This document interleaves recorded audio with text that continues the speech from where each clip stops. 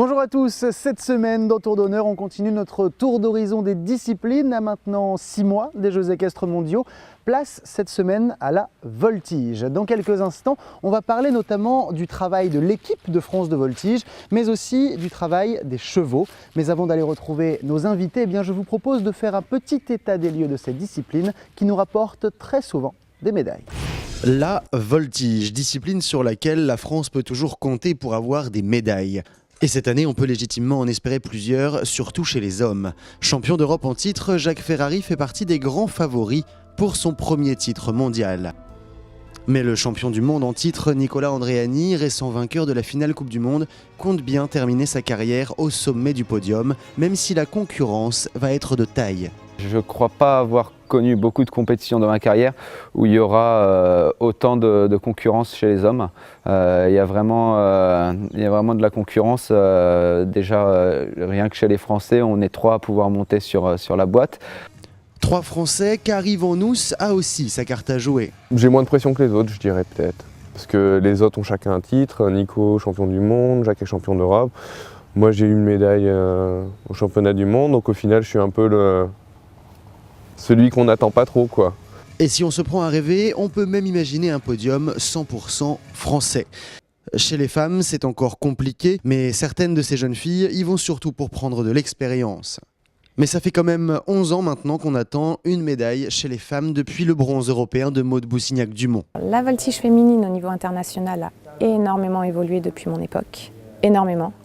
La voltige française, et on a des filles qui sont très très bien, mais qui ne sont pas encore au niveau des toutes meilleures internationales. Ça, c'est clair et net.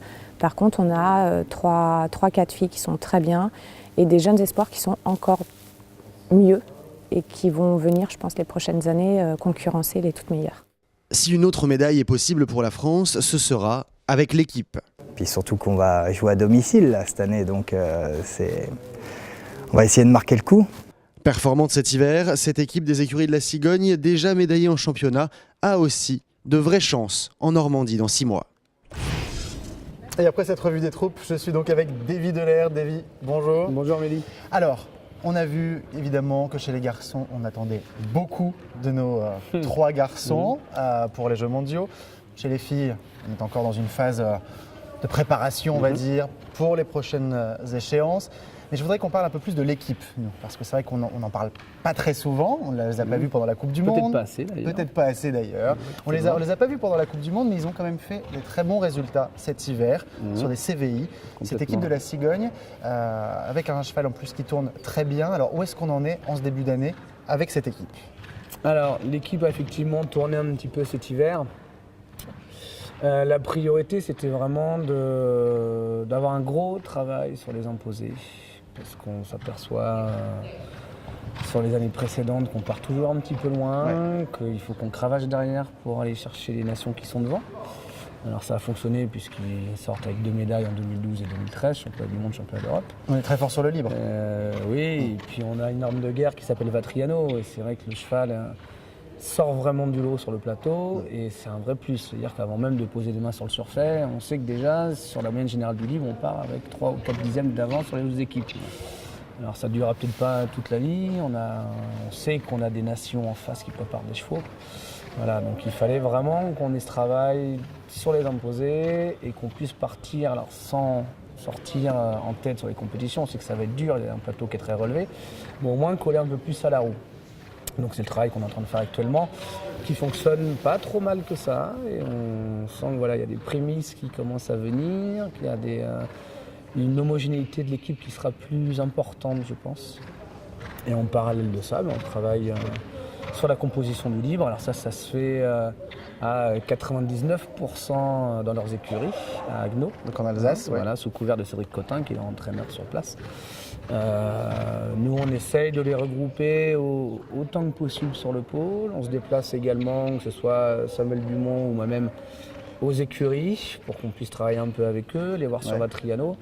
Et l'idée, c'est d'utiliser les chevaux d'entraînement ici au pôle pour pouvoir faire un gros travail foncier sur les imposés et justement soulager un petit peu Vatriano à la maison pour que lui soit vraiment utilisé essentiellement sur le libre. Voilà. On part sur une stratégie qui est différente de celle de Lexington en 2010, où on avait une équipe de France. C'est-à-dire qu'on était allé chercher des individus un peu à droite à gauche pour essayer d'avoir les meilleurs ensemble. Là, finalement, tout le monde vient maintenant de ces écuries de la Cigogne. Même les voltigeurs qui n'y étaient pas sont partis là-bas pour l'entraînement. C'est vrai qu'on risque de partir aux Jeux équestres mondiaux avec un collectif à 80% quasi de personnes qui étaient présentes déjà aux Jeux équestres mondiaux à Lexington. Il y a vraiment une continuité un peu du projet où ils sont tous rapprochés un peu de Vatriano. Alors, ça c'est chouette, c'est une belle histoire. Très bien, c'est une belle histoire. Alors, il y a des gens qui sont historiquement des écuries de la Cigogne, que ce soit Clément Taillé, Claire Taillé qui est la propriétaire de Vatriano. Le petit Robin qui est de là-bas aussi. Le petit Robin, tout à fait, qui est de là-bas. Et puis on a Anthony qui s'est rapproché de l'Alsace pour aller s'installer là-bas, pour intégrer le collectif. Ouais. On a Rémi Hombeck qui est parti aussi là-bas. Donc c'est assez sympa et c'est un projet vraiment commun. Et quand on a réfléchi un petit peu fort des saisons 2012-2013 où ils ont été performants, mais on a toujours eu c'est passé un peu rapidement comme ça. Il faut, nous paraît important qu'on puisse stabiliser le groupe, l'ouvrir un petit peu, créer un peu plus d'émulation, c'est ce qui s'est fait. Mais par contre, on tenait effectivement à ce que ce soit des éléments qui viennent des écuries de la Cigogne, parce qu'en termes de praticité, c'était beaucoup plus simple d'avoir tout le monde sur place. Et puis, ils ont au sein de la boutique assez de voltigeurs d'expérience et de qualité pour pouvoir mener à bien ce projet. Alors à 6 mois, ça veut dire qu'on se positionne comment? À 6 mois de l'échéance, on attend évidemment des médailles chez les garçons. Peut-être 3, ce serait magnifique, mais c'est pas possible. Oui, non, mais c'est pas possible sur le papier en tout cas. Et une médaille par équipe?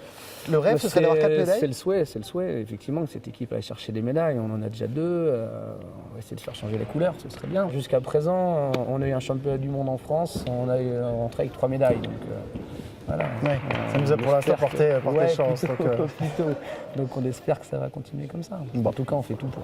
C'est tout ce qu'on vous souhaite. En tout cas, on va continuer de suivre tout ça. Prochaine grosse échéance, en tout cas, revue des troupes Saumur. Ouais. D'accord. Quelques concours nationaux en amont pour rôder un petit peu tout le monde. Et puis après, c'est vite Saumur. Et là, on fait le point d'organiser un peu la saison des uns des autres jusqu'au jeu. Bon, à bientôt alors. À bientôt. Merci David. Merci David.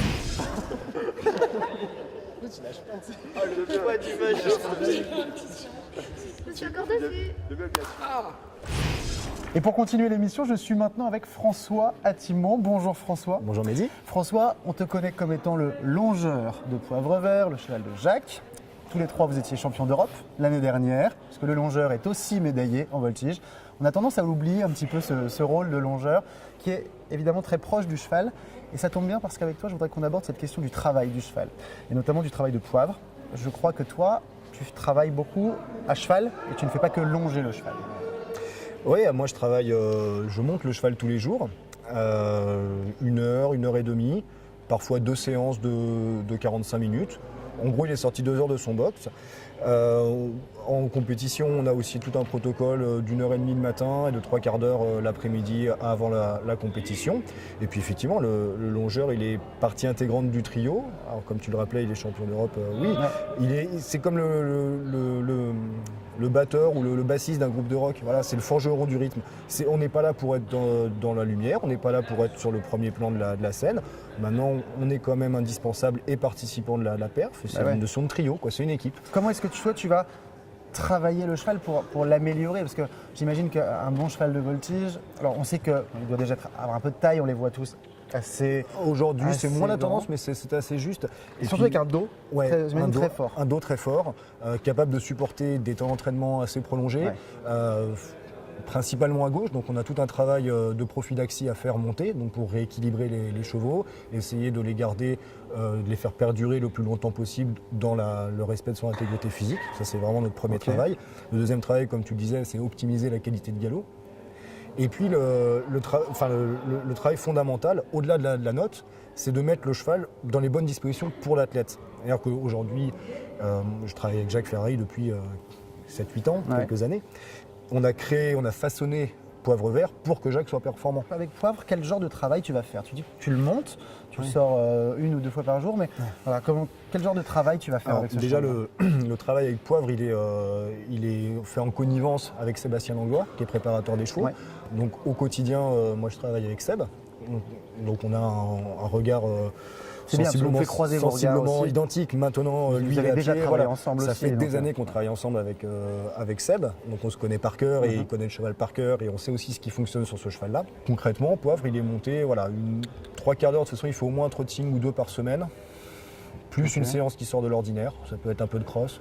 C'est vrai? Ah, Vous il les faites saute. sauter et tout? Ouais, Poivre, Ah, il saute. d'accord. Ah, ils sautent pas des montagnes, mais, Non, mais ça c'est pour la tête aussi? Ça, c'est pour la tête. Les aérer? C'est pour la tête, effectivement. C'est aussi qu'à mon sens, un contrôle d'1 mètre avec les 2 épaules symétriques, ça vaut quelques kilomètres d'épaule en dedans.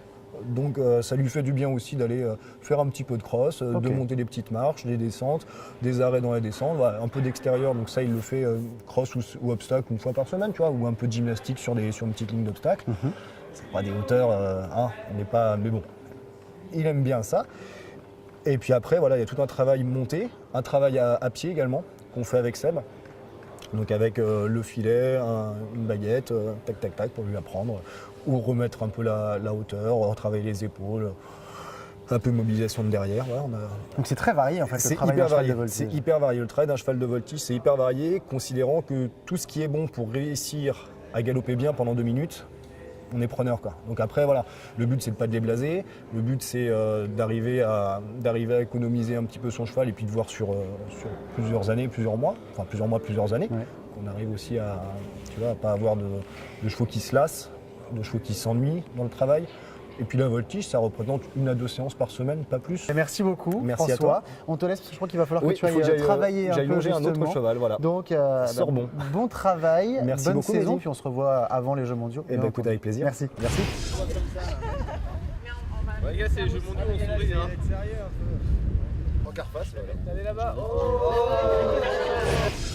Et c'est maintenant la fin de ce tour d'honneur ici à Saumur, mais bien sûr on se retrouve lundi prochain pour un nouveau numéro et on fera plus ample connaissance avec l'équipe de France de Reining. Alors très bonne semaine à tous, ciao.